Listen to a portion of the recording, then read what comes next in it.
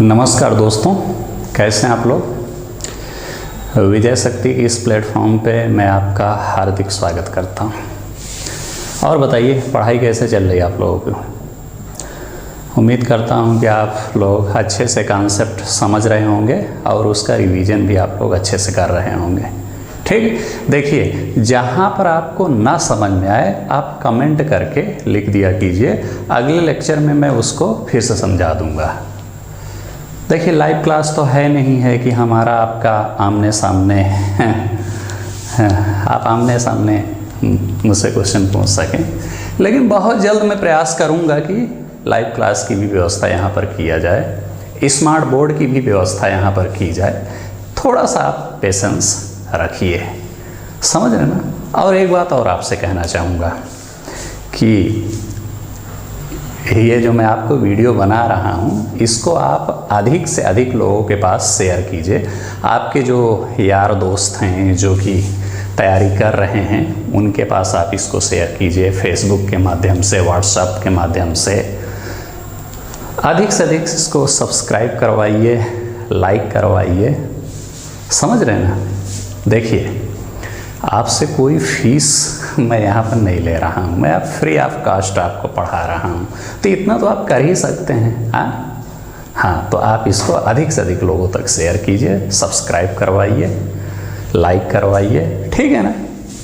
और जहाँ भी ना समझ में आए आप बेहिचक कमेंट करके पूछ लीजिए, ठीक है ना। और बहुत जल्द 1-2 दिन में ही आपको इसी चैनल पर हिस्ट्री और पॉलिटी की भी क्लास मिलेगी, मैं ही लूँगा उसको, ठीक है। और इसके बाद आपको ज्योग्राफी, इकोनॉमी या अन्य सब्जेक्ट जो भी हमारे सिलेबस में है उसकी भी आपको क्लासेज यहाँ पर मिलेगी। मेरे कुछ फ्रेंड हैं वो भी IAS का इंटरव्यू दे चुके हैं, वो लोग भी इसके साथ, इस प्लेटफॉर्म के साथ जुड़ेंगे और वो भी क्लास लेंगे यहाँ पर, ठीक है ना। तो ज़रूरत ये है अभी कि आप जो है अधिक से अधिक लोगों के पास इसको शेयर करवाइए, समझ आए ना। इतनी जिम्मेदारी आपकी है, बाकी सब कुछ हम आपको यहाँ पे कर देंगे फ्री ऑफ कास्ट, ठीक। चलिए, तो आज हम यहाँ पर हम क्या पढ़ रहे थे पिछले लेक्चर में। हाँ, मुझे लगता है कि मैंने आपको पढ़ाया था आपका वही मूल राशि, व्युत्पन्न राशि, मूल मात्रक, व्युत्पन्न मात्रक, यही सब चीज़ मैं आपको पढ़ा रहा था।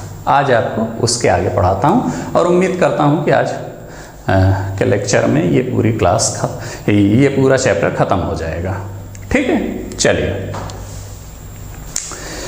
तो आज हम पढ़ेंगे जिस टॉपिक के बारे में आगे हम पढ़ेंगे उसके बारे में आपको बताऊं। देखिए मैं आपको पढ़ाया क्या था पहले, मैंने आपको पढ़ाया था कि भौतिक राशियां किन्हें कहते हैं, मात्रक किन्हें कहते हैं, ये चीज़ मैंने आपको पढ़ाया था। तो जरा आप ये बताइए मुझे कि राशि क्या होती है। राशि मैंने आपको बताया था कि जिन्हें नापा या तौला जा सके उन्हें हम राशि कहते हैं। और फिर मैंने उसके आगे आपको मात्रक जब आपको समझाया था तो मैंने क्या बोला था कि इन भौतिक राशियों को जिसमें नापा या तौला जाए उन्हें हम मात्रक कहेंगे, ठीक है ना। तो जरा मुझे आप ये बताइए, लंबाई है मान लिया एक भौतिक राशि, तो लंबाई को जब हम मीटर में नापते हैं तो हम कहते हैं कि लंबाई का मात्रक मीटर है। उसी लंबाई को जब हम सेंटीमीटर में नापते हैं तो हम कहते हैं कि लंबाई का मात्रक सेंटीमीटर है। उसी लंबाई को जब हम फुट में नापते हैं तो हम कहते हैं कि लंबाई का मात्रक फुट है। जरा ध्यान दीजिए आप, उसी लंबाई का एक मात्रक है मीटर, एक मात्रक है सेंटीमीटर और एक मात्रक है फुट। ऐसा क्यों? ऐसा इसलिए क्योंकि लंबाई को नापने के अलग अलग तरीके हैं। कभी उसको मीटर में नाप लिया जाता है, कभी सेंटीमीटर में नाप लिया जाता है और कभी फुट में नाप लिया जाता है। या हम यूँ कह सकते हैं कि लंबाई को नापने की अलग अलग पद्धतियाँ प्रचलित हैं। लंबाई ही नहीं, सभी भौतिक राशियों को नापने की अलग अलग पद्धतियाँ प्रचलित हैं। आप द्रव्यमान देख लीजिए, द्रव्यमान को कभी किलोग्राम में तौला जाता है, कभी ग्राम में तौला जाता है, कभी पाउंड में तौला जाता है, ठीक है ना। तो इसी बारे में आज यहाँ पर हम चर्चा करेंगे कि आखिर भौतिक राशियों को नापने की कितनी पद्धतियाँ प्रचलित हैं। चलिए,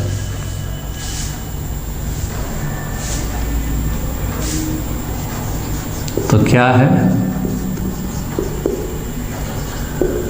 भौतिक राशियों को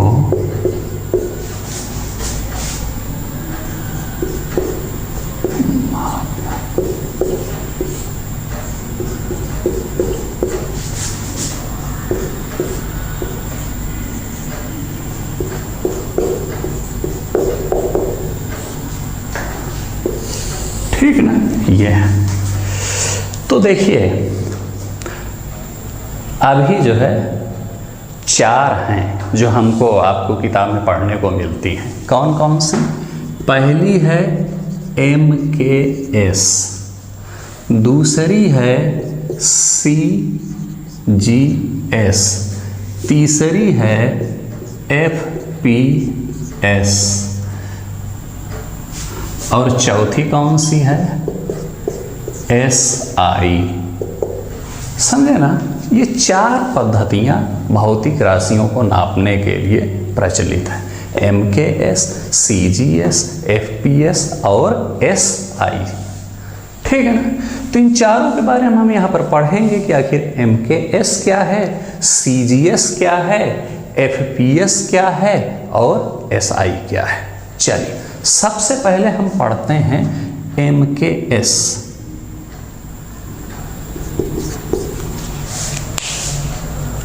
क्या पढ़ते हैं? MKS। MKS को कहा जाता है मीटर किलोग्राम सेकंड पद्धति। इसी को एक अन्य नाम से भी जाना जाता है व्यावसायिक पद्धति। ठीक है ना। तीनों एक ही चीज है, चाहे MKS कहे, चाहे व्यावसायिक कहे, चाहे मीटर किलोग्राम सेकंड पद्धति कहे। मीटर किलोग्राम सेकंड, M से मीटर, K से किलोग्राम, S से सेकंड, यही से समझते हैं।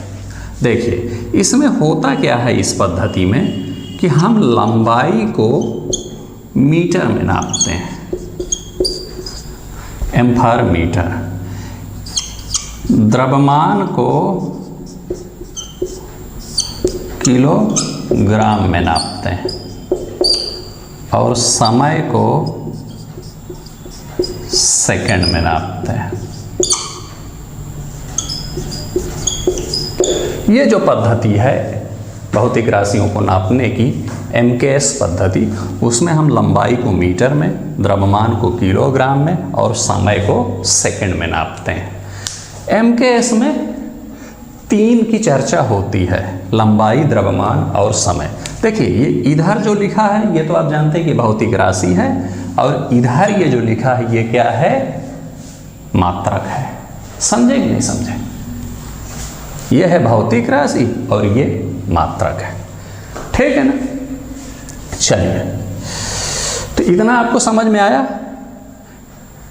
कि MKS में लंबाई को मीटर में, द्रव्यमान को किलोग्राम में और समय को सेकंड में हम नापेंगे। ठीक। अब आप मुझे जरा ये बताइए, इतना तो आपको समझ में आ गया कि ये है भौतिक राशि और ये है मात्रक। जब मैं आपको पढ़ा रहा था इससे पिछले वाले लेक्चर में, तो मैंने आपको बताया था कि 4 चीज़ें होती हैं। कौन कौन सी? मूल राशि, मूल मात्रक, व्युत्पन्न राशि और व्युत्पन्न मात्रक। मैंने आपको बताया था कि अगर आपको मूल राशि पता है तो आप उस मूल राशि की सहायता से व्युत्पन्न राशि पता कर लेंगे। चाल का एक एग्जाम्पल मैंने आपको दिया था। उसी प्रकार मैंने आपको ये भी बताया था कि अगर आपको मूल मात्रक पता है तो उस मूल मात्रक की सहायता से आप व्युत्पन्न मात्रक निकाल लेंगे। यहाँ पर भी मैंने आपको एक एग्जाम्पल चाल का दिया था। ठीक है, चलिए एक और बात मैंने आपको कही थी कि मूल राशियों का जो मात्रक होगा उसे हम मूल मात्रक कहेंगे। ठीक है ना, इतनी बात आपको समझ में आई। अब यहां पर आओ, यहां पर 3 भौतिक राशियों और उनके 3 मात्रक की बात कही गई है एमके सिस्टम में। ठीक है, चलिए तो आप मुझे ये बताइए, ये यहाँ पर जो लंबाई, द्रव्यमान और समय लिखा हुआ है ये क्या है? मूल राशि है कि व्युत्पन्न राशि है? कोई आपसे पूछ सकता है ना कि साहब ये बात तो सही है कि इधर भौतिक राशि लिखी हुई है और इधर ये 3 उसके मात्रक लिखे हुए हैं। एमके सिस्टम की बात कर रहा हूँ, लेकिन आप मुझे ये बताइए कि ये मूल राशि है कि व्युत्पन्न राशि है? तो आप कहेंगे कि साहब ये मूल राशि है। अगर आपने इसका पहला लेक्चर, इसके पहले के लेक्चर आपने पढ़े होंगे तो आपको समझ में आ जाएगा कि हाँ, जब मूल राशि पढ़ रहे थे तो वहाँ पर लंबाई, द्रव्यमान, समय की चर्चा हुई थी। ठीक है, और मैंने क्या कहा कि मूल राशियों का जो मात्रक होता है उसे हम मूल मात्रक कहते हैं। तो इन राशियों का मात्रक ये है, चूंकि ये मूल राशि है तो ये क्या होंगे? मूल मात्रक होंगे।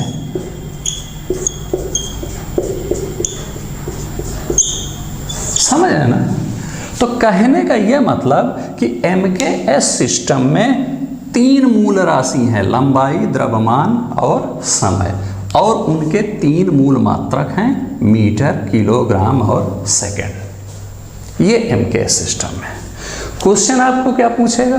क्वेश्चन में आपको दे देगा 3-4 विकल्प दे देंगे और कहेगा बताइए निम्नांकित में से कौन सा एमकेएस सिस्टम का मात्रक है। तो अगर आपको किलोग्राम दिख गया, मीटर दिख गया, सेकंड दिख गया, आराम से लगा दीजिएगा। एक चीज़ अब और ध्यान दीजिए, किताबों में ये चीज़ नहीं लिखा होता तो बड़ा कन्फ्यूज करता है। मैंने आपको बताया था कि मूल राशि का इस्तेमाल करके जो राशि बनाई जाएगी उसे व्युत्पन्न राशि कहेंगे।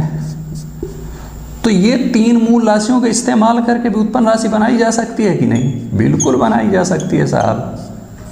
अच्छा, ये बताइए इन 3 राशियों का इस्तेमाल करके जो व्युत्पन्न राशि बनाई जाएगी वो कैसी राशि होंगी? वो एमकेएस सिस्टम की व्युत्पन्न राशि कही जाएंगी ना।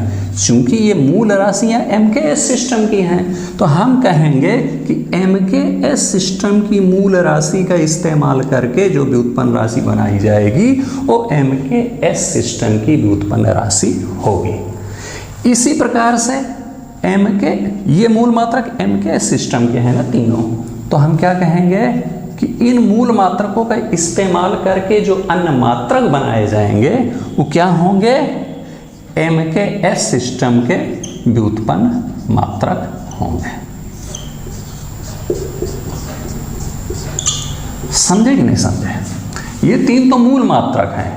इन मूल मात्रकों की सहायता से अन्य अगर कोई व्युत्पन्न मात्रक बनाएंगे तो क्या होंगे? एमकेएस सिस्टम के व्युत्पन्न मात्रक होंगे। समझ गए ना? मूल राशि, मूल मात्रक एमकेएस सिस्टम के तो मैंने आपको समझा दिया। अब एमकेएस सिस्टम के व्युत्पन्न राशि का एग्जाम्पल या एमकेएस सिस्टम के व्युत्पन्न मात्रक का एग्जाम्पल यहाँ नहीं पढ़ेंगे, बहुत ज़्यादा डीप हो जाएगा, उसकी ज़रूरत नहीं पड़ेगी। बस आपको समझा दिया है कि एमकेएस सिस्टम में भी व्युत्पन्न राशि और व्युत्पन्न मात्रक हो सकते हैं। कैसे होंगे ये आपको मैंने यहाँ पर बता दिया। ठीक, चलिए ये तो एमकेएस हो गया। अगला क्या था? सीजीएस था ना शायद? हाँ, दूसरा नंबर है सीजीएस। तो सीजीएस समझेंगे।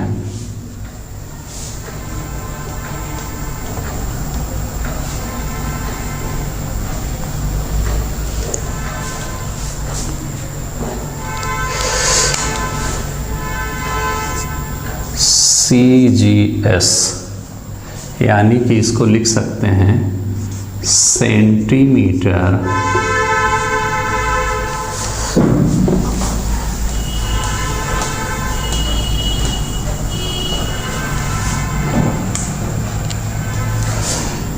Gram second.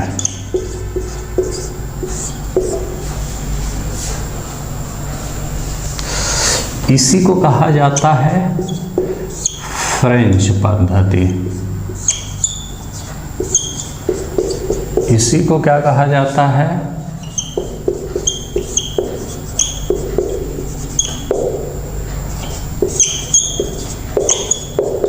मीट्रिक पद्धति।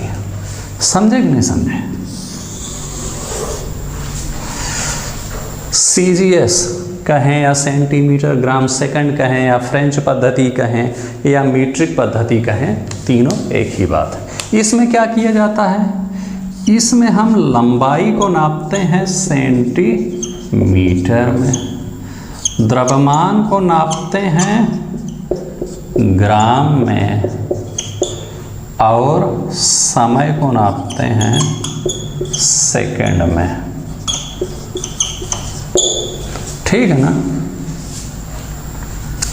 वही MKS जैसे। ये तीन इधर क्या है? ये मूल राशि है। तीन इसमें भी है। ये क्या है? मूल मात्रक है।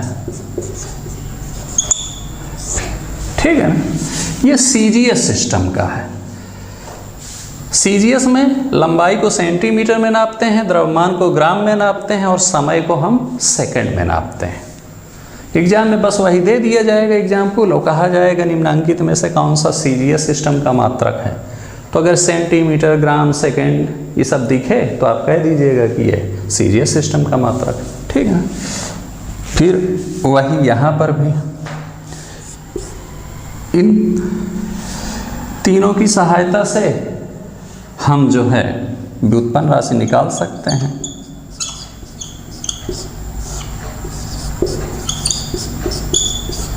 इन तीनों की सहायता से व्युत्पन्न मात्रक निकाल सकते हैं।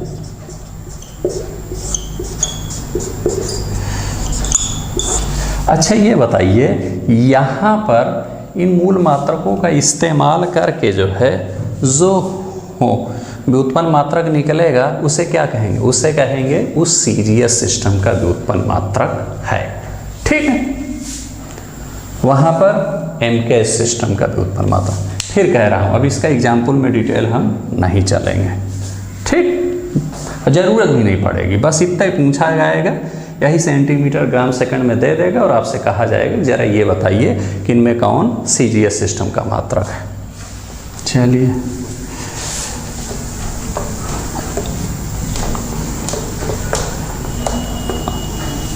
CGS भी हो गया, FPS पढ़ते हैं।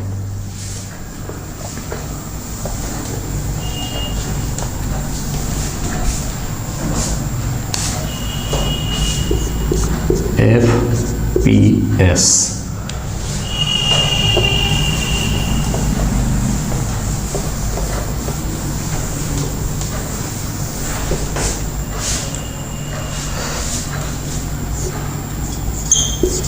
फुट पाउंड सेकेंड पद्धति, या इसी को कह सकते हैं हम ब्रिटिश पद्धति।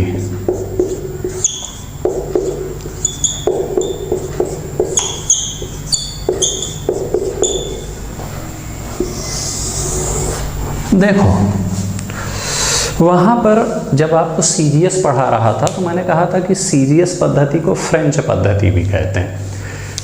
ऐसा क्यों? ऐसा इसलिए क्योंकि CGS सिस्टम का यूज सबसे पहले फ्रांसीसी लोगों ने किया था। यानी कि फ्रांसीसी लोग ऐसे थे जो सबसे पहले मीटर को लंबाई को सेंटीमीटर में, द्रव्यमान को ग्राम में और समय को सेकंड में नापना शुरू किया। उसके बाद तो आज तो पूरी दुनिया में, भारत में भी आप देखोगे कि लंबाई को हम सेंटीमीटर में भी नाप लेते हैं, द्रव्यमान को ग्राम में तौल लेते हैं, समय को सेकंड में नाप लेते हैं, ठीक ना। लेकिन सबसे पहले चूंकि फ्रांसीसी लोगों ने इस प्रकार की पद्धति का यूज किया था नापने के लिए, इसलिए उसको फ्रेंच पद्धति कह दिया गया। यहाँ पर क्या है, लंबाई को हम नापेंगे फुट में, द्रव्यमान को नापेंगे पाउंड में, और समय को नापेंगे सेकंड में।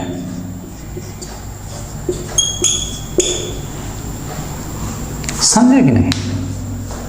लंबाई को फुट में, द्रव्यमान को पाउंड में और समय को सेकंड में। फिर वही चीज, ये इधर तो दिया गया है मूल राशि और इधर दिया गया है मूल मात्रक। ये मूल मात्रक किसके हैं? ये मूल मात्रक हैं एफपीएस सिस्टम के। तो इन मूल मात्रकों का इस्तेमाल करके जो व्युत्पन्न मात्रक बनाए जाएंगे वो क्या होंगे? एफपीएस सिस्टम के व्युत्पन्न मात्रक होंगे, ठीक है ना। और मूल राशि से तो व्युत्पन्न राशि बना ही लेंगे। आप देख रहे होंगे कि एमकेएस, सीजीएस और एफपीएस तीनों में मूल राशि में कोई डिफरेंस नहीं आ रहा। तीनों जगह लंबाई, द्रव्यमान, समय की ही बात हो रही है, ठीक है ना।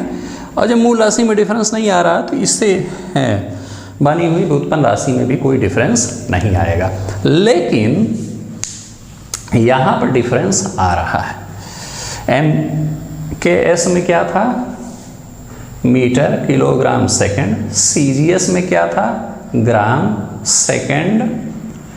और सीजीएस में था आपका जो है सेंटीमीटर ग्राम सेकंड। और एफपीएस में क्या है? फुट पाउंड सेकंड, ठीक है ना।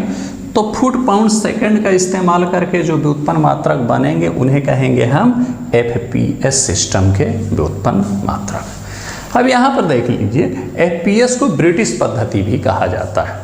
ब्रिटिश पद्धति एफपीएस को क्यों कहा जाता है? इसलिए क्योंकि सबसे पहले ब्रिटिश लोगों ने इस पद्धति का इस्तेमाल किया था, इसलिए ब्रिटिश पद्धति कहा जाने लगा इसको, ठीक। सबसे पहले ब्रिटिशर्स थे जिन्होंने लंबाई को फुट में, द्रव्यमान को पाउंड में और समय को सेकंड में नापना चालू किया, इसीलिए इस पद्धति को ब्रिटिश पद्धति कहा जाता है, ठीक है ना।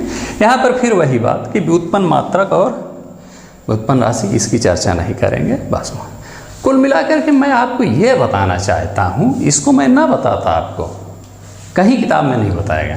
मैं आपको सीधा सीधा ये बताना चाहता हूँ कि जब हम मीटर किलोग्राम सेकंड एमकेएस में चर्चा करते हैं, या सीजीएस में सेंटीमीटर ग्राम सेकंड चर्चा करते हैं, या एफपीएस में फुट पाउंड सेकंड चर्चा करते हैं, तो ये जो तीनों चीज़ मैं बता रहा हूँ, ये तीनों जो है मूल मात्रक हैं, ठीक है ना।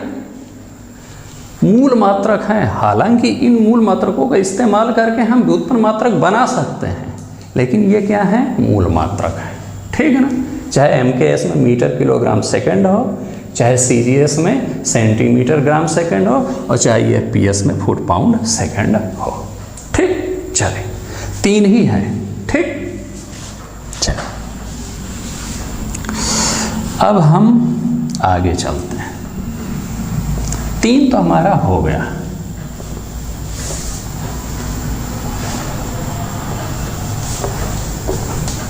हम पढ़ेंगे एसआई यूनिट के बारे में, चौथे के बारे में।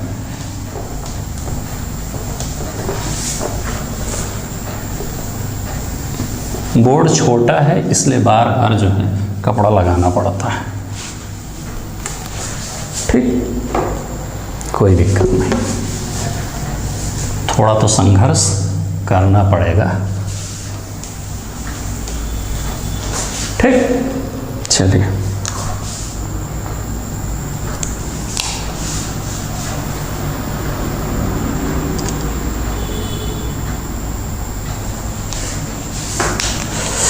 या तो इसको भी कर देते हैं।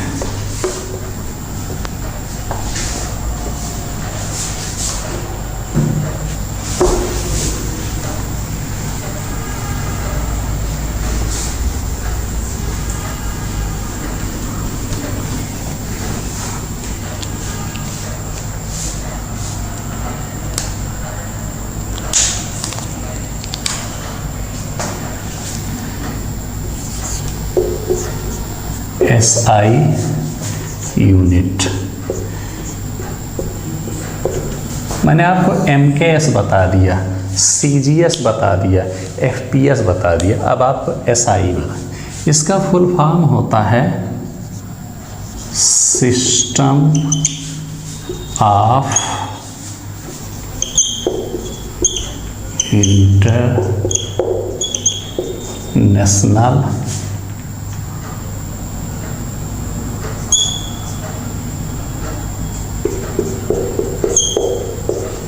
यूनिट। समझे कि नहीं आपने? S से सिस्टम, I से इंटरनेशनल यूनिट। यूनिट का मतलब होता है मात्रा। समझे ना? कहने का मतलब है कि अंतरराष्ट्रीय लेवल पर जो प्रचलित है वो SI यूनिट ही प्रचलित है, इसलिए इसको हम थोड़ा सा डीप में पढ़ें। MKS भी है, CGS भी है, FPS भी है, लेकिन वो सब पुराना हो चुका है।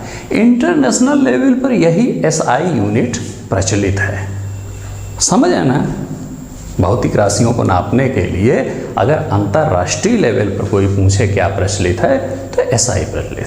भाई कोई देश MKS का यूज कर रहा है, कोई CGS का यूज कर रहा है, कोई FPS का यूज कर रहा है, ठीक है ना? कोई ऐसा देश है जहाँ पर तीनों यूज हो रहे हैं, MKS भी, CGS भी, FPS भी, लेकिन इंटरनेशनल लेवल पर तो एक स्टैंडर्ड सेट करना पड़ेगा ना कि किसको आप मानक मानेंगे। जैसे भारत में ज़्यादातर लोग हिंदी बोलते हैं, चाइना में ज़्यादातर लोग चाइनीज बोलते हैं, ठीक है ना? ब्रिटेन में ज़्यादातर लोग अंग्रेजी बोलते हैं। तो अलग अलग देश में अलग अलग भाषा बोलते हैं, लेकिन इंटरनेशनल लेवल पर सेट है कि आप अंग्रेजी को मानक मानेंगे, ठीक है ना? कोई पूछे कि इंटरनेशनल लैंग्वेज क्या है तो बोला जाएगा कि अंग्रेजी। उसी प्रकार से कहीं पर लंबाई को मापने के लिए मीटर यूज कर रहा है कोई देश, कोई सेंटीमीटर में कह रहा भैया हम सेंटीमीटर में नापेंगे, हैं? तो नापिए भाई, आपकी मर्जी है, हम क्या कर लेंगे आपका। हाँ, कोई कह रहा है कि हम नहीं, हम फुट में नापेंगे, नापिए, हमें क्या दिक्कत है। लेकिन जब इंटरनेशनल लेवल पर बात होगी तो ये जो SI यूनिट अभी पढ़ेंगे आपको वही इस्तेमाल करना पड़ेगा। वहाँ मनमर्जी नहीं कर सकते कि नहीं हम द्रव्यमान को, कोई कह दिया हम ग्राम में तौलेंगे, कोई कह दिया हम पाउंड में तौलेंगे, कोई कह दिया कि हम नहीं, हम तो किलोग्राम में तौलेंगे। नहीं, वहाँ पर जो यहाँ सेट पैटर्न है वो है। तो चलिए इसको पढ़ते हैं, सिस्टम ऑफ इंटरनेशनल यूनिट, ठीक है ना? तो अंतर्राष्ट्रीय लेवल पर कौन सा मात्रक प्रचलित है? यूनिट का मतलब होता है मात्रक, अंग्रेजी शब्द है यूनिट। चलिए, तो सबसे पहले आप समझिए कि यहाँ 3 नहीं है। MKS, CGS, FPS में 3 थे, यहाँ 7 है, ठीक है ना? कौन सा 7 है? तो यहाँ पर हम लंबाई को नापते हैं मीटर में, द्रव्यमान को नापते हैं हम किलोग्राम में, समय को नापते हैं हम सेकंड में, विद्युत धारा को नापते हैं हम एम्पियर में, यहाँ पर हम ताप को नापते हैं केल्विन में,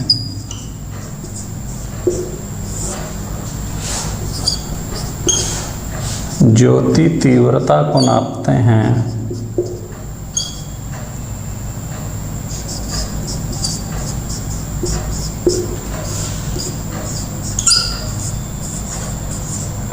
कैंडिला में,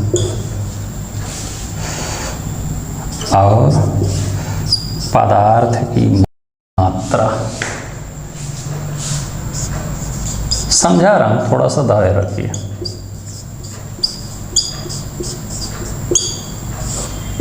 को नापते हैं हम मोल में, ठीक है ना? 7 हैं यहाँ। वही चीज जैसे सब जगह, ये इधर 7, ये तो लिखा हुआ है मूल राशि, यानी ये सातों क्या है, एसआई सिस्टम की मूल राशि है। और इधर क्या है, ये 7, ये मूल मात्रक है। कोई पूछे किसका मूल मात्रक है तो बोल दीजिए भैया एसआई सिस्टम का मूल मात्रक है।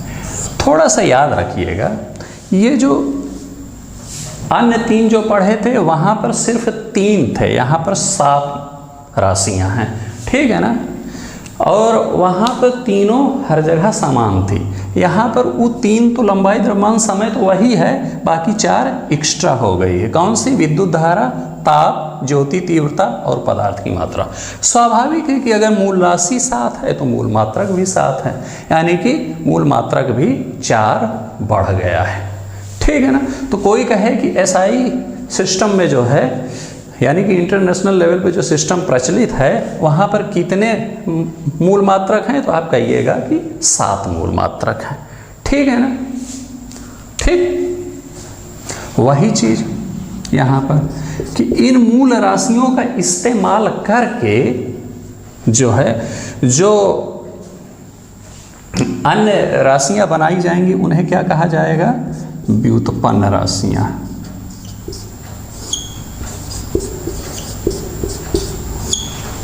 ये 7 जो हैं इनको इस्तेमाल करके जो बनाई जाएंगी उन्हें हम कहेंगे व्युत्पन्न राशि। इसी प्रकार से इन 7 मूल मात्रकों का इस्तेमाल करके जो मात्रक बनाए जाएंगे उन्हें कहेंगे हम व्युत्पन्न मात्रक। समझे कि नहीं समझे भाई? समझ गए? देखिए, इससे पहले मैं आपको व्युत्पन्न राशि और व्युत्पन्न मात्रक नहीं बता रहा था कि एमकेएस सिस्टम, सीजीएस और एफपीएस में उसके एग्जाम्पल से नहीं समझा रहा था, लेकिन यहाँ पर हम एग्जाम्पल भी समझाएंगे, ठीक है ना, कि एसआई सिस्टम में व्युत्पन्न राशियाँ कौन होंगी और एसआई सिस्टम में व्युत्पन्न मात्रक कौन होंगे। इतना तो आपको समझ में आ गया ना कि एसआई सिस्टम में 7 मूल राशियाँ हैं, ये 7, और एसआई सिस्टम में 7 मूल मात्रक हैं, ये 7। ठीक, चलिए। लंबाई, द्रव्यमान, समय, यहाँ तक तो आपको समझ में आ गया। विद्युत धारा क्या होती है? विद्युत का मतलब होता है इलेक्ट्रिक और धारा का मतलब है करंट, यानी इलेक्ट्रिक करंट की बात हो रही।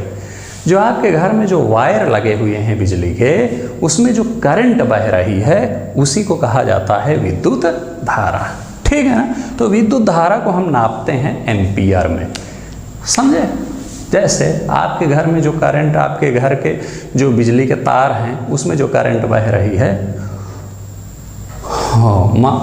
कम बह रही होगी। वहीं पर आप रोड पे चले जाइए, वहाँ पर जो बड़े बड़े मोटे मोटे तार लगे हुए हैं वहाँ पर ज़्यादा करंट बह रही होगी। तो हम क्या कहेंगे कि जो घरों में जो करंट बह रही है वो कम है और रोड वाली करंट ज़्यादा है। मान लिया घर में 5 एम्पियर की बह रही है, इसको नापेंगे कैसे में? एम्पियर में। और रोड पे कहेंगे कि 100 एम्पियर की बह रही है, चूँकि उसमें ज़्यादा बह रही है, तो उसको कुल मिला के करंट को हम एम्पियर में नापते हैं। ताप आपको पता है कि उसको हम केल्विन में नापते हैं, ठीक ना। शरीर का टेम्परेचर हो सकता है, कमरे का टेम्परेचर हो सकता है, पानी का टेम्परेचर हो सकता है, तापमान आप समझते हैं। ये बताइए ज्योति तीव्रता किसे कहते हैं? ज्योति तीव्रता वो वाली ज्योति नहीं। कुछ लोगों को अपनी पुरानी ज्योति याद आ गई होगी जी नहीं, वो ज्योति की बात नहीं हो रही। ज्योति का मतलब होता है प्रकाश और तीव्रता का मतलब होता है कितना तेज है प्रकाश, यानी लाइट। ज्योति का मतलब लाइट की बात कर रहा है, तीव्रता का मतलब कितना तेज, यानी वो जो लाइट निकल रही है वो कितनी तेज है, ठीक है ना। उसको कैसे नापेंगे? कैंडिला में नापेंगे। एक एग्जाम्पल से इसको समझते हैं। आप ये बताइए, एक है मोमबत्ती और एक है एलईडी बल्ब। मोमबत्ती में ज़्यादा तेजी से रोशनी निकलेगी कि एलईडी बल्ब में ज़्यादा तेजी से निकलेगी? कौन ज़्यादा तेज जलेगा? ज़्यादा तेज से रोशनी निकलने का मतलब कौन ज़्यादा तेज जलेगा? स्वाभाविक है कि एलईडी बल्ब ज़्यादा तेज जलेगा। अब अगर एलईडी बल्ब ज़्यादा तेज जलेगा मोमबत्ती से, तो हम क्या कहेंगे कि एलईडी बल्ब की ज्योति तीव्रता मोमबत्ती की तुलना में ज़्यादा है, ठीक है ना। मान लिया मोमबत्ती से 2 कैंडिला की मान लो वो निकल रही है, तो हम कहेंगे कि एलईडी बल्ब से जो निकल रही होगी लाइट वो 2 कैंडिला से ज़्यादा निकल रही होगी। मान लिया 5 कैंडिला या 10 कैंडिला या 20 कैंडिला, इस प्रकार से हम कहेंगे। समझ में आएगी नहीं आपको बात पूरी? कुल मिलाकर के कैंडिला में नापते हैं कि कितनी तेज लाइट जल रही। एक और एग्जाम्पल समझ सकते हैं आप रोड पे जाइए, वहाँ पे मरकरी लाइट जल रही होगी और आपके घर में एलईडी बल्ब है, किस में ज़्यादा तेज़ी से रोशनी निकल रही होगी? मरकरी लाइट में। समझ रहे हैं ना? तो मान लिया कि एलईडी बल्ब में 5 कैंडिला की रोशनी निकल रही है और वहाँ पे 100 कैंडिला की निकल रही है मरकरी में, तो हम क्या कहेंगे कि उसमें ज़्यादा है। ठीक है ना? और उसको कैसे नापेंगे? कैंडिला से। देखो नापने उपने के लिए मशीन आती है, वो बता देती है, ये तो मात्रक है। ठीक है? अब पदार्थ की मात्रा को किस में नापेंगे? हम मोल में नापेंगे। आप कहेंगे कि साहब मोल बताइए, आप थोड़ा सा कंफ्यूज यहाँ पर हो सकते हैं। ये है पदार्थ की मात्रा और ये है द्रव्यमान। आपके मन में यह आ सकता है कि भाई द्रव्यमान और पदार्थ की मात्रा दोनों तो एक ही लग रहा है। हाँ, वही है, बस फर्क क्या है? मान लिया कि इतना आटा रखा हुआ है कहीं पर, ठीक है ना, ऐसे सूखा आटा रखा हुआ, आपने उसको तौला और पाया कि वो कितना है? 1 किलोग्राम है। तो आप क्या बोलेंगे? आप कहेंगे कि इस आटे का द्रव्यमान 1 किलोग्राम है। और वहीं पे उसी आटे को आपने उसके अणुओं को गिनना चालू कर दिया। होते हैं ना बहुत छोटे छोटे टुकड़े, उसको गिनना चालू कर दिया। 1 2 3 4 5 6 7। मान लिया आपने गिना और पाया कि उसमें 6.023 इंटू 10⁻23 अणु हैं। आपने गिनना चालू किया और आपने पाया कि उसमें इतने अणु हैं। तब आप क्या बोलेंगे? तब आप ये नहीं बोलेंगे कि उस आटे का द्रव्यमान 1 किलोग्राम है। आप कहेंगे कि इस आटे की मात्रा जो है 1 मोल है। कितनी है? 1 मोल है। बताइए कि नहीं समझ में? समझे? मतलब उसी पदार्थ को जब हम तौलेंगे तब हम कहेंगे कि द्रव्यमान की बात कर रहे हैं, और जब उसी पदार्थ को हम गिनेंगे उसके अणुओं को तो हम कहेंगे कि उस पदार्थ की मात्रा की बात कर रहे हैं। ठीक है ना? और जब तौलेंगे तो मात्रक लिखेंगे किलोग्राम, और जब गिनेंगे तो लिखेंगे मात्रक मोल। ठीक है ना भाई? इतना आटा जो मैंने आपको बताया कि रखा हुआ है उसको तौल सकते हैं या उसके अणुओं को गिन सकते हैं। जब अणुओं को गिनेंगे तो मोल में बात करेंगे। मान लिया इतने अणु आएंगे तो कहेंगे 1 मोल हो गया। इसके 2 गुना अणु आए तो कहेंगे 2 मोल। 3 गुना अणु आ गए तो कहेंगे 3 मोल। ठीक है ना? और वही चीज़। तो इतना आपको समझ में आया? कोई दिक्कत नहीं? दिक्कत ना? चलिए आगे चलते।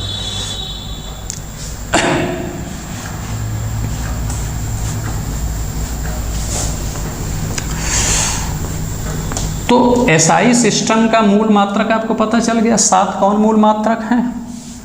एसआई सिस्टम में 7 मूल राशियां भी आपको पता चल गई। ठीक है ना? यहाँ पर एसआई सिस्टम की व्युत्पन्न राशि और एसआई सिस्टम के थोड़ा सा व्युत्पन्न मात्रक के बारे में चर्चा कर लेते हैं। हालांकि हमने एमकेएस सीजीएस एफपीएस में थोड़ा सा चर्चा किया था, लेकिन वहाँ पर हमने डिटेल एग्जाम्पल से नहीं समझा। लेकिन एसआई वाले में हम थोड़ा डिटेल एग्जाम्पल से इसको समझेंगे। समझेंगे नहीं?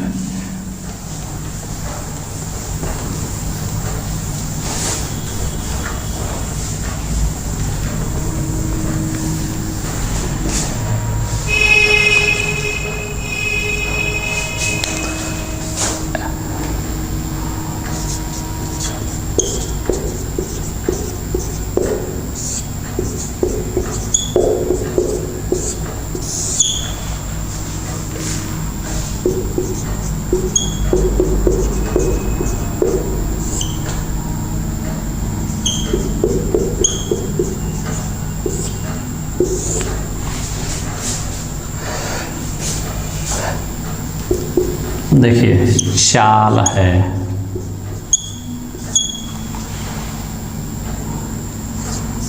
वेग है,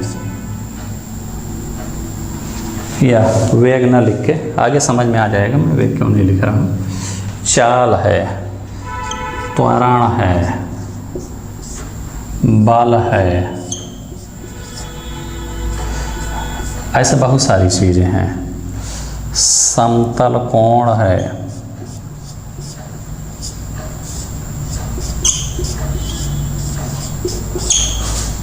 धन कोण है,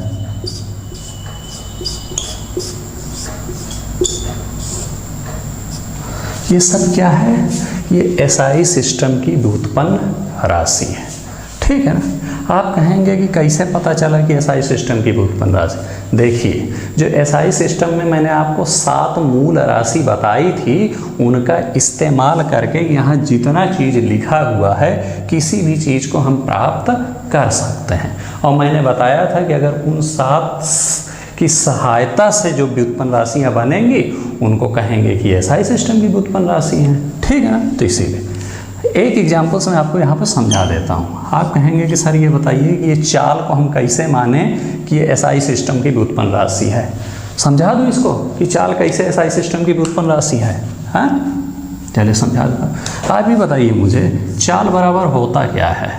तो चाल बराबर होता है दूरी बटा समय। चाल बराबर दूरी बटा समय होता है ना। हाँ, दूरी क्या है? आपको जब अभी मैं एसआई सिस्टम समझा रहा था, समझे ना, तो वहाँ पर मैंने आपको लिखा था लंबाई, समझ ना। तो दूरी का मतलब वही लंबाई से होता है। वहाँ मैं भूल गया था लिखने को, वहाँ पर मुझे लंबाई आबलिक दूरी लिख देना चाहिए था। ठीक ना। लंबाई कहें या दूरी कहें, दोनों एक ही बात है। तो कुल मिलाकर वहाँ पर मैंने आपको बताया था ना, साथ में लंबाई, समझ ना। इसको लिख दो, चाल बराबर दूरी बटा समय या लंबाई बटा समय लिख सकते हो फार्मूला, चूँकि लंबाई दूरी एक ही बात। ठीक। और वहाँ पर आपको मैंने समय भी एक मूल राशि लिखी थी एसआई में, आप देखेंगे अगर नोट किए होंगे। तो हम ये कह सकते हैं ना कि दूरी में जब हम समय से भाग देंगे तो हमको चाल मिल जाएगी। समझ रहे? हम इसको दूसरे शब्दों में ये भी कह सकते हैं कि चाल को पता करने के लिए हमको दूरी और समय की ज़रूरत पड़ेगी। ठीक है ना। दूरी हमको पता है और समय हमको पता है, तो दूरी में हम समय से जब भाग दे देंगे तो हमको चाल मिल जाएगी। हाँ, यानी ये कह सकते हैं कि चाल क्या है? एक व्युत्पन्न राशि है, क्योंकि चाल को इन दोनों की सहायता से प्राप्त किया गया है। ठीक, समझ गए ना। और ये दोनों क्या है? एसआई सिस्टम की जो है मूल राशियाँ हैं। तो हम कहेंगे कि चाल क्या है? एसआई सिस्टम की व्युत्पन्न राशि। इसी प्रकार से त्वरण है, बल है, ये सारी चीज़ें, समतल कोण है, धन कोण है। थोड़ा सा धैर्य रखिए, मैं बता रहा हूँ समतल कोण धन कोण क्या है। ठीक, चलिए इसे समझें। तो और व्युत्पन्न मात्रक क्या होगा? ये जो व्युत्पन्न राशियों के मात्रक होंगे इन्हीं को व्युत्पन्न मात्रक कहा। जैसे चाल है, तो चाल का है मीटर प्रति सेकंड। त्वरण है, त्वरण का क्या होगा? मीटर प्रति सेकंड स्क्वायर। बल का क्या है? न्यूटन। समतल कोण का क्या है? रेडियन। धन कोण का क्या है? स्टेरेडियन।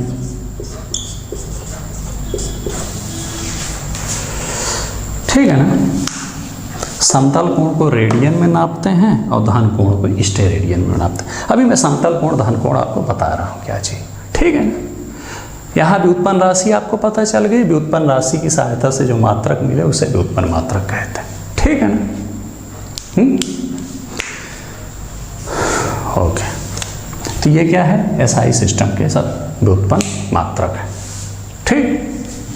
एक चीज़ मैं आपको और बताया था, ध्यान दीजिएगा। वहाँ पर जब मैं आपको व्युत्पन्न मात्रक पढ़ा रहा था तो मैंने आपको कहा था कि मूल मात्रकों का इस्तेमाल करके जो मात्रक बनाए जाएं उन्हें हम व्युत्पन्न मात्रक कहें।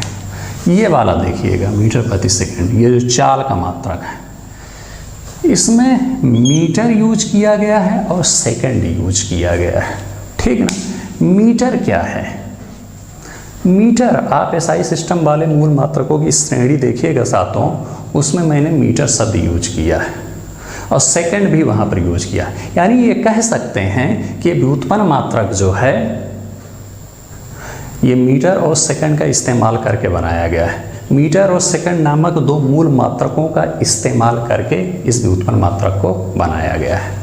समझे कि नहीं समझे? और मैंने आपको पहले बताया कि मूल मात्रकों का इस्तेमाल करके जो बनाया जाए उसे व्युत्पन्न मात्रक कहेंगे। इसी प्रकार से ये भी है, ये भी है, ये भी है और ये भी है। समझ गए ना? कुल मिला के वही सात आप याद रखिएगा, उसकी सहायता से जो अन्न बनेगा वो व्युत्पन्न में आ जाएगा। चलिए, दो चीज आप मुझे ये बताइए, मैंने आपको यहाँ पर बताया है कि समतल कोण और धन कोण ये क्या है? व्युत्पन्न राशियाँ हैं और इन दोनों के मात्रक यानी कि रेडियन और स्टेरेडियन, उनकी चर्चा मैंने यहाँ पर की। ये है क्या आखिर? समतल कोण किसे कहते हैं? जो कोण आप अपने बचपन में कापी किताब में बनाते थे वो समतल कोण है। चूँकि आप एक प्लेन पे बनाते थे, उसको किसी समतल पे बनाते, जैसे यहाँ पर कोई कोण बना दिया जाए, दीवार पे बना दिया जाए, ज़मीन पे ऐसे बना दिया जाए, किसी प्लेन पर जो कोण बनाया जाएगा उसे हम कहेंगे समतल कोण। क्या कहेंगे? वो क्या है? समतल कोण है, ठीक है ना। कुल मिलाकर के जो बचपन में आप मैथ के सवाल लगाते समय कोण बनाते थे वो समतल कोण, ठीक है ना। और धन कोण क्या है? सॉरी, आइसक्रीम आपने खाया है, सभी लोगों ने खाया है, ये वाली यहाँ पर कहीं आइसक्रीम बारी होती है, समझ रहे ना। तो इस पर ये जो कोण बनता है, इसके कोने पर, इसे कहा जाता है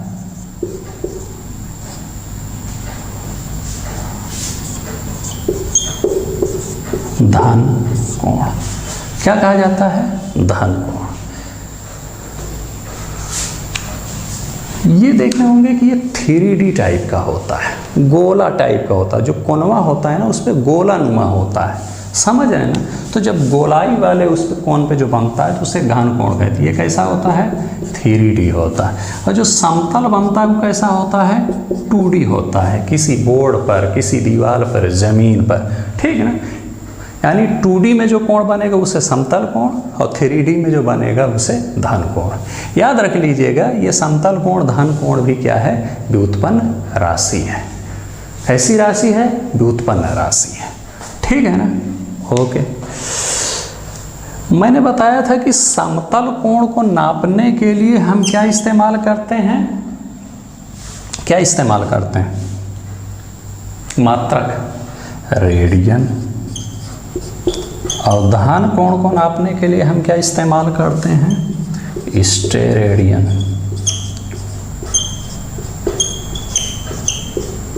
ठीक है ना। तो आप कहेंगे कि सर ये बताइए कि ये रेडियन स्टेरेडियन क्या है? जनरली तो हम लोग कोण को नापने के लिए डिग्री शब्द इस्तेमाल करते हैं। 60 डिग्री का कोण है या 60 अंश का कोण है, अंश भी कहते हैं। यहाँ आप कह रहे हैं कि रेडियन स्टेरेडियन में नापेंगे। जी बिल्कुल सही कह रहा हूँ। ये समझ गए ना, समतल कोण 2D में होता है, धन कोण 3D में हो। इसको समझते हैं। होता क्या है, फिजिक्स में हम कोण को कभी डिग्री या अंश में नहीं नापते। फिजिक्स में हम किसी कोण को हमेशा रेडियन या स्टेरेडियन में नापेंगे, ठीक है ना। अगर समतल कोण है तो रेडियन में और अगर धन कोण है तो स्टेरेडियन में, ठीक है।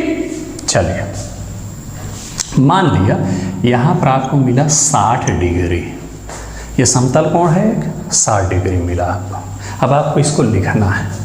एक चीज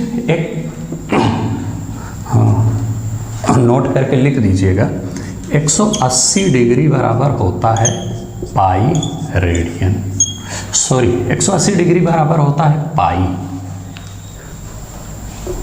180 डिग्री की वैल्यू होती है पाई। एकदम रट लीजिए, फिजिक्स में कहीं 180 डिग्री लिखा रहे उसका मतलब होता है पाई। तो 60 डिग्री क्या होगा, 60 डिग्री बराबर होगा पाई बटा 180 गुणे 60, 60 त्रिका यानी कि पाई बाई 3।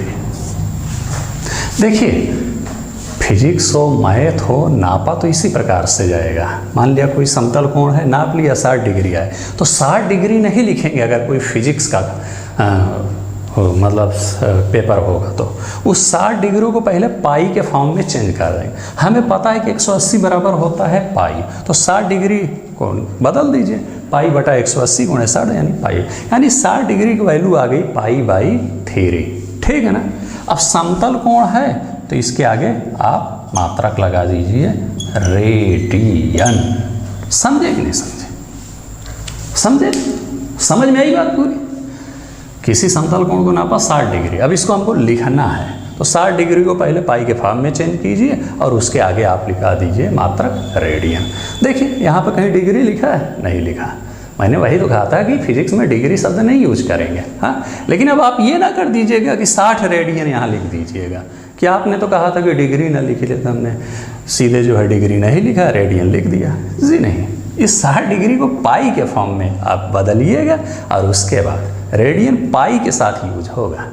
इसी प्रकार से मान लीजिए ये है आपका, ये भी मान लीजिए कि है, मान लेते हैं कि ये है 45 डिग्री, धन कोण है ये, लेकिन ठीक है ना। तो अब हम क्या लिख दें? लिख दें पाई स्टे रेडियन? नहीं, 180 डिग्री बराबर होता है पाई, तो 1 डिग्री बराबर पाई बटा 180, तो 45 डिग्री बराबर पाई बटा 180 गुणे 45, 45 चौको हो, यानी कि 45 डिग्री की वैल्यू कितना हो गई? Pi by 4। यानी अब ये चूंकि 3D वाला है यानी कि धन कोण है, और धन कोण में हम क्या लिखते हैं? मात्रक स्टे रेडियन। तो हम क्या लिख सकते हैं? Pi by 4 stay radian. ठीक है ना। पहले उसको पाई में चेंज करेंगे, जितना आएगा उसके बाद देखेंगे कि समतल कोण है कि धन कोण। अगर समतल कोण है तो रेडियन मात्रक लगा देंगे, धन कोण है तो स्टे रेडियन मात्रक लगा देंगे। इतना याद रख लीजिएगा, इसको पाई के फॉर्म में चेंज कर दीजिएगा। ये नहीं कि यहाँ से डिग्री हटाया 45 रेडियन या 45 स्टे रेडियन, गलत हो जाएगा। ठीक, समझ गए? चलिए, एक चीज और बचा है, उसको समझ लीजिए फिर खत्म।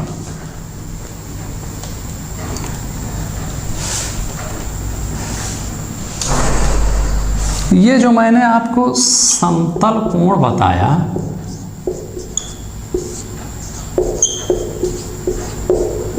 या धन कोण बताया,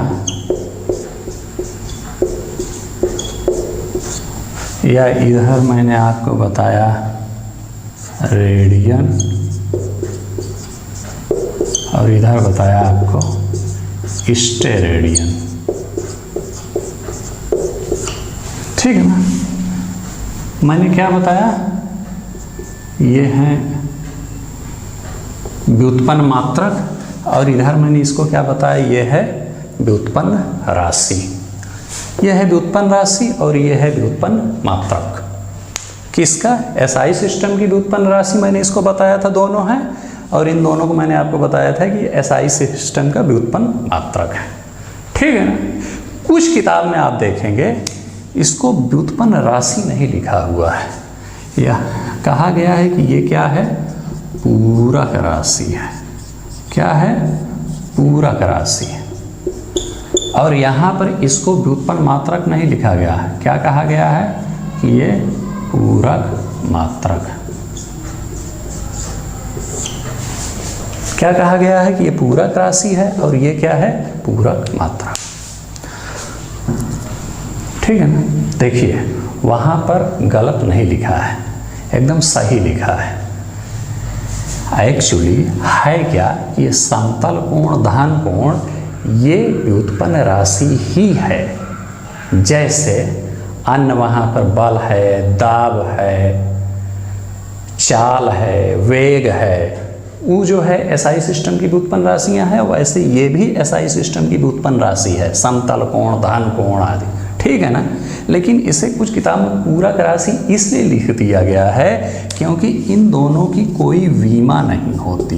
वीमा यानी डायमेंशन। डायमेंशन एक टॉपिक है फिजिक्स में, मैंने उसको नहीं पढ़ाया क्योंकि कभी क्वेश्चन नहीं पूछा गया, समझ है ना। जैसे कहा जाता है कि लंबाई की वीमा क्या होगी, तो लिख दिया जाता है एल और उसके चारों ओर बड़ा वाला कोष्ठक लगा दिया जाता है, तो कह दिया जाता है। तो कुल मिलाकर के हमें बीमा नहीं पढ़ना है। कुल मिलाकर के आप ये जान लीजिए कि समतल कोण और धन कोण की बीमा नहीं होती है, इसलिए उसको जो है, हालांकि वो है व्युत्पन्न राशि ही, लेकिन उसको व्युत्पन्न राशि वाले कॉलम में ना रख करके एक अलग कॉलम बना दिया गया है पूरक राशि। इसी प्रकार से रेडियन स्टेरेडियन को भी व्युत्पन्न मात्रक वाले कॉलम में ना रख करके कुछ किताबों में एक अलग कॉलम बना दिया गया है पूरक मात्रक का। इसलिए क्योंकि रेडियन स्टेरेडियन का जो है कोई मतलब वही बीमा वाला बात यहाँ पर भी आ जाती है, क्योंकि इनकी कोई बीमा नहीं होती है, ठीक है ना। बाकी आप अगर इनको धूमधाम से उसी में लिखिए, जो है व्युत्पन्न, इन दोनों व्युत्पन्न राशि में लिखिए और इन दोनों को व्युत्पन्न मात्रक में लिखिए, गलत नहीं है। बस इतना ध्यान रखिएगा कि अन्य जो व्युत्पन्न राशियाँ होती हैं उनकी बीमा होती है, इन दोनों की बीमा नहीं होती। इसको ऐसे समझ सकते हैं कि जैसे एक जगह 10 लोगों की लाइन लगी हुई है, उसमें 8 लोग बहुत गोरे गोरे हैं, 2 काले लोग बैठ गए, तो 8 कहेंगे भैया हट हट अलग लाइन में जा तू, जो है, हाँ कहेंगे, हाँ आप कहेंगे भैया आप भी इंसान, वो भी इंसान है, वो कहेंगे नहीं नहीं इंसान तो है लेकिन ये काला है जो है, तो इसकी अलग लाइन, तो वही है ये भी व्युत्पन्न राशियाँ है जो है, लेकिन चूंकि इनकी बीमा नहीं होती, अन्य व्युत्पन्न राशियों की बीमा होती है, इसलिए इसके लिए कुछ अलग कॉलम बना दिया गया है पूरक राशि का, वही यहाँ पर पूरक मात्रक का। अब कन्फ्यूजन ये हो जाता है, कुछ लोग सोचते हैं कि जो है राशि 3 प्रकार की होती है, मूल राशि, व्युत्पन्न राशि, पूरक राशि। उसी प्रकार से वहाँ समझते हैं कि मूल मात्रक, व्युत्पन्न मात्रक और पूरक मात्रक। जी नहीं, सिर्फ 2 होता है, मूल मात्रक और व्युत्पन्न मात्रक। ये पूरक तो जबरदस्ती घुसेड़ दिया गया है, हाँ वही बीमा वाले चक्कर की वजह से है, ये भी वही व्युत्पन्न वाली कैटेगरी में आएगा, ठीक।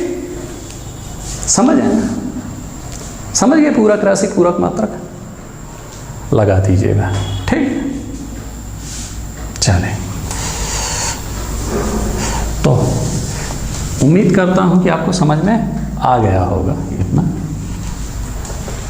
बस चैप्टर यहीं पे ख़त्म करते हैं, और फिर कहूँगा कि अपने दोस्तों के पास अधिक से अधिक इस वीडियो को आप शेयर कीजिए, लाइक कीजिए, सब्सक्राइब कीजिए, ठीक है ना। और 1-2 दिन में पॉलिटी और हिस्ट्री भी शुरू करेंगे इस चैनल पे, उसको भी आप लोग देखिएगा। और बाकी अगला इस पर बेस्ड जो प्रीवियस ईयर क्वेश्चन हैं घटना चक्र के, जो है वो अगले लेक्चर में मैं आपको पढ़ाऊँगा, ठीक। रिवाइज कर लीजिएगा, ठीक। खुश रहिए।